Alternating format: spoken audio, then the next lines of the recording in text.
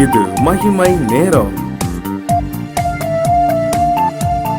நம்முடைய கர்த்தரும் இரட்சகருமாகிய இயேசு கிறிஸ்துவின் இடையினேற்ற நாமத்தினாலே மகிமை டிவி நேயர்களை நான் வாழ்த்துகிறேன். இந்த மகிமை நேர நிகழ்ச்சியின் மூலமாக கர்த்தருடைய வார்த்தைகளை தியானிப்பதிலே நான் மகிழ்ச்சி அடைகிறேன். பிரியமானவர்களே, சோதனையை சகிக்கிற மனுஷன் பாக்கியவான் என்பதை குறித்து நாம் தியானித்து வருகிறோம். ஏன் நமக்கு எப்படி சோதனைகள் வருகிறது, சோதனைகளை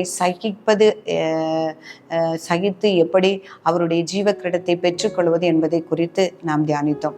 இப்பொழுதும் நாம் பார்க்கும் பொழுது நம்முடைய விசுவாசத்தை குலைக்கிறதற்கான அழிக்கும்படியான வரக்கூடிய சோதனைகள், விசுவாசத்திற்கு வரக்கூடிய சோதனைகளை குறித்து நாம் தியானிக்க இருக்கிறோம்.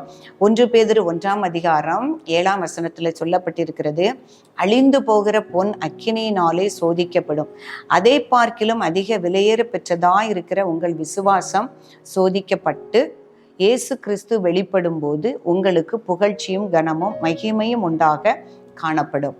அப்போ உங்களுடைய விசுவாசத்திற்கு சோதனை உண்டு என்று ஆண்டவர் சொல்கிறார். அதாவது அழிந்து போகிறதான ஒரு பொண்ணே அக்கினியினால சோதிக்கப்படும். நம்ம எல்லாம் சொல்றோம் விசுவாசிகள், அப்போ கர்த்தரை விசுவாசிக்கிறோம் அப்படின்னு சொல்றோம். அப்போ ஒவ்வொருடைய விசுவாசமும் எவ்வளவு இருக்கிறது, அவருடைய விசுவாசம் உறுதி எவ்வளவு இருக்கிறது என்பதை அறிந்து கொள்ளணும்னா கண்டிப்பாக ஒரு சோதனை இருந்தால் தான் என்ன செய்ய முடியும், அதை அறிந்து கொள்ள முடியும். இந்த சோதனையில விசுவாசத்தை காத்து கொள்கிறோமா, இந்த சோதனையில விசுவாசத்திலிருந்து வழுகி போகிறோமா, இல்லைன்னா இந்த சோதனையின் மத்தியில நம்ம கர்த்தரை உறுதியாய் நம்ம பற்றி கொள்கிறோமா, விசுவாசம் எப்படி இருக்கிறது அப்படிங்கிறத பார்க்கணும்னா ஒரு சோதனை வைக்கும் பொழுதுதான் நம்ம என்ன செய்ய முடியும், அதை பார்க்க முடியாதா. பேதுரு சொல்றாரு, ஒரு பொண்ணு, ஒரு அழிந்து போகிற ஒரு பொண்ணு அக்கினியினால் சோதிக்கப்படுகிறது. அக்கினியில வந்தாதான் அந்த பொண்ணு என்ன செய்ய முடியும், அது தங்கம் தனியா பிரிச்சு வர முடியும். அதே போல அந்த பொண்ணை விட விலையேற பெற்றதா இருக்கிற அந்த விசுவாசம், எனக்குள்ள விசுவாசம் இருக்கிறது அப்படின்னா அதை ஒரு சோதிச்சு அதை பார்க்கும் பொழுதுதான் அது உறுதியா இருக்கிறதா என்பதை நம்ம அறிந்து கொள்ள முடியும். அப்போ அந்த விலையேற பெற்றதா இருக்கிற விசுவாசம் சோதிக்கப்பட்டு, அப்ப அந்த சோதனையிலிருந்து நாம் ஜெயிக்கும் பொழுது நமக்கு கிடைக்கக்கூடியது என்னன்னா, இயேசு கிறிஸ்து வெளிப்படும் போது உங்களுக்கு புகழ்ச்சியும் கனமும் மகிமையும் உண்டாக காணப்படும். அப்போ நம்ம விசுவாசத்திற்கு உண்டான சோதனைகள் வரும் பொழுது நம்ம அதை தாங்கி சகிச்சு அதை ஜெயிக்கும் பொழுது இந்த உலகத்துல நமக்கு அது புகழ்ச்சியும் மகிமையுமாய் காணப்படும். அது மறுமை உலகத்திலேயும் அல்லது பரலோக ராஜ்யத்திலும் அதற்குண்டான பலன் கிடைக்கும். அப்போ நம்ம நினைக்க பொறுத்துட்டே இருப்போம், சில விஷயங்களை சகிச்சுக்கிட்டே இருப்போம்.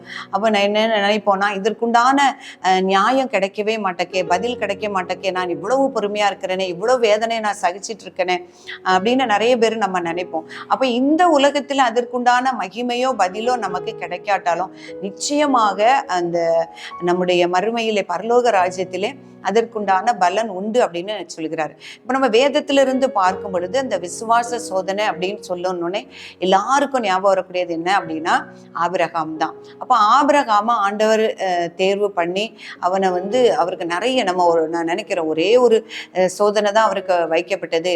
அந்த சோதனையில் அவன் ஜெயிச்சதுனால தான் விசுவாசத்தின் தந்தை அப்படின்னு நம்ம சொல்றோம். அவருக்கு ஒரு புகழ்ச்சி, ஒரு கீர்த்தி, ஒரு கனம் உண்டாயிற்றுன்னு சொல்றோம். இல்லை பிரியமானவர்களே, அவர் கர்த்தரால் தெரிந்து கொள்ளப்பட்ட நாள் முதல் அவன் கடந்து வந்த பாதைகளை நான் பார்க்கும் பொழுது எல்லா விதமான சோதனையிலும் அல்லது உபத்திரவத்தில் அல்ல பரீட்சையிலும் அந்த ஆபிரகாம் தேறினவராக காணப்பட்டதினால்தான் அந்த ஒரு பாக்கியத்தையும் அந்த ஒரு கனத்தையும் தேவனிடத்திலிருந்து பெற்றுக்கொண்டார் என்று பார்க்க முடியும். முதலாவதாக அவர் அந்த அவர் இருக்கிற தேசத்திலிருந்து ஆண்டவர் சொல்கிறார், நீ இந்த தேசத்தை விட்டு நீ போ, நான் உனக்கு ஒரு பாலும் தேனும் ஓடுகிற தேசத்துல உன்னை கொண்டு போவேன்னு சொன்ன அப்படின்னு உடனே அவர் வைத்திருக்கிற தெய்வங்கள் எல்லாவற்றையும் விட்டு அந்த தேசத்திலிருந்து அவர் புறப்பட்டு போறாரு.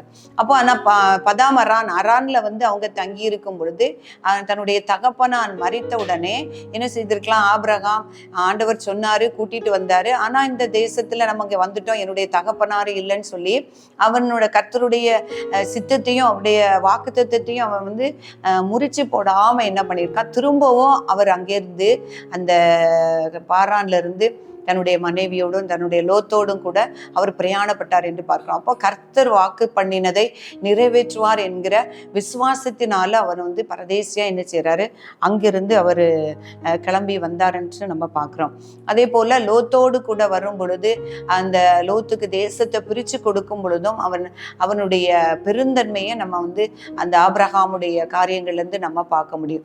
ஒரே ஒரு காரியத்துல மட்டும் அவர் வந்து உன்னுடைய சந்ததியை வானத்து நட்சத்திரங்களை போல பெருக்குவேன் என்று சொல்லி ஆபிரகாமுக்கு வாக்கு கொடுத்தார். ஆனாலும் அது தாமதமாகி போகிற பொழுது தன்னுடைய மனைவி அவள் சாராளுடைய சொல்லும் பொழுது அந்த காரியத்திலே மட்டும் ஆகாரை வந்து அவர் திருமணம் செய்து கொள்கிறதை பார்க்க முடிகிறது. அப்ப திரும்பவும் வந்து ஆண்டவர்கிட்ட கேட்கிறார், ஆண்டவரே இவன் தான் என்னுடைய சந்ததியான்னு சொல்லும் பொழுது, இல்லை உன்னிடத்திலும் சாராடத்திலும் பிறக்கக்கூடியவன் தான் அவனுடைய சந்ததின்னு சொல்லி அவர் ஈசாக்கை அவர் 25 வருடங்களுக்கு பிறகுதான் அவர் பெற்றுக்கொள்கிறார். அப்ப அந்த ஈசாக்கு வளர்ந்து வரும் பொழுதுதான் கடைசியாக ஒரு சோதனை அவருக்கு வைக்கப்படுகிறது. அப்ப இந்த சோதனையிலும் அவன் வந்து நீ உன்னுடைய ஒரே புதல்வனாகிய ஏக சுதனாகிய ஈசாக்கை நீ எனக்கென்று பலியிடு.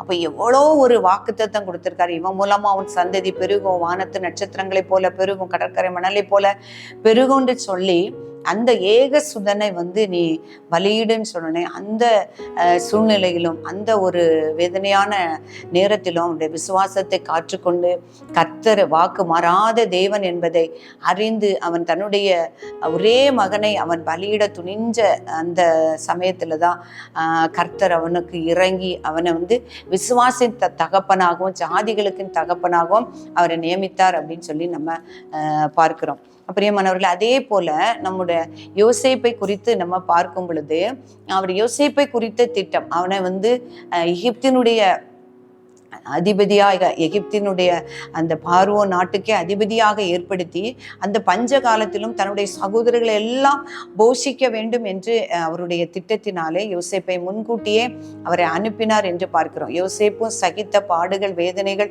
அநேகள், அவனுக்கும் தரிசனம் கொடுக்கப்பட்டது. அவன் வந்து தன்னுடைய சகோதரர்கள் எல்லாரும் தன்னை வணங்கும்படியான ஒரு தரிசனத்தை கண்டான். ஆனால் அவன் கடந்து வந்த பாடுகள் வேதனைகள் எல்லாம் அந்த தரிசனத்திற்கு முரணானவைகள்.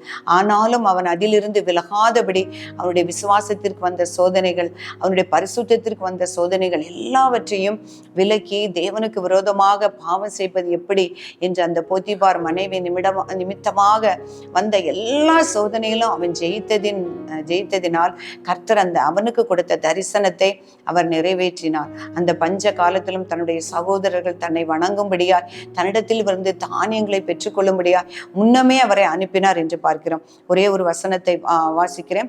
சங்கீதம் 105 சங்கீதம் 19 வசனம்.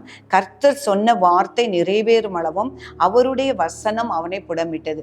அப்போ அவர் சொன்ன அந்த தரிசனம் நிறைவேறுகிற வரைக்கும் ஒவ்வொரு சோதனையிலும் வந்து அவன் புடமிட்டு வந்து அந்த சோதனைகளெல்லாம் ஜெயித்தது நிமித்தம் அவர் வந்து அவனை உயர்த்தினார் என்று அந்த கீர்த்தியும் அந்த புகழ்ச்சியும் கனமும் அவனுக்கு கொடுக்கப்பட்டது என்று பார்க்கிறோம்.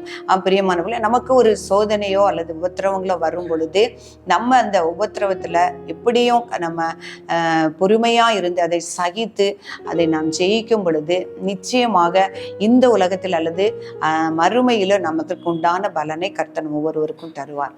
நாம் ஜெபிப்போம்.